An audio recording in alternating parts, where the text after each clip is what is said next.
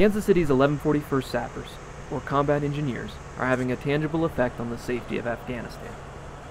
Reporting from Afghanistan, I'm the 203rd's Public Affairs Officer, Lieutenant Seth Iliff. What most people consider a normal day's activity might include waking up, exercising, yelling at someone who cut you off on the way to work, or finding an excuse for an extra long lunch break.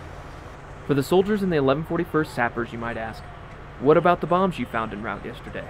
Really, that was a pretty normal, relatively normal thing. I mean, it was fairly heavy as far as IEDs at once, but it was all within stuff that we've seen before. One of the routes this Sapper platoon covers is considered the most active in all the region. The confidence you see displayed in the eyes of each of these soldiers comes from many things.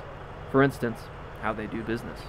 We try to stay up on intel. Intel is really the big thing here, because the more information you have about what they're trying to do, the more you can prepare in advance to counter it.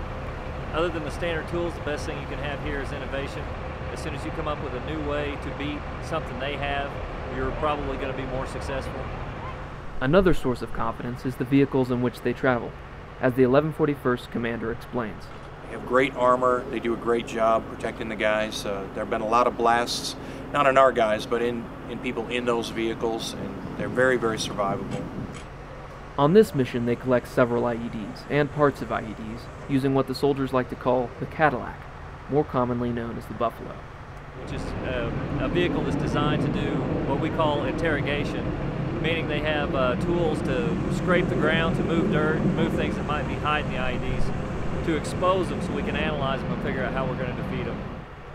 And defeating them is what these Sappers are good at, despite the fact that most people don't grow up having their father teach them how to spot bombs. Sergeant Souter, part man, part eagle, explains the process once he found the IED indicators poking out of the dirt. Upon digging, we pulled out the metal pot that was covered in yellow packing tape. We pulled it over to the side. EOD did what they did. We're here now. Simple. Well, at least that's the way they make it look.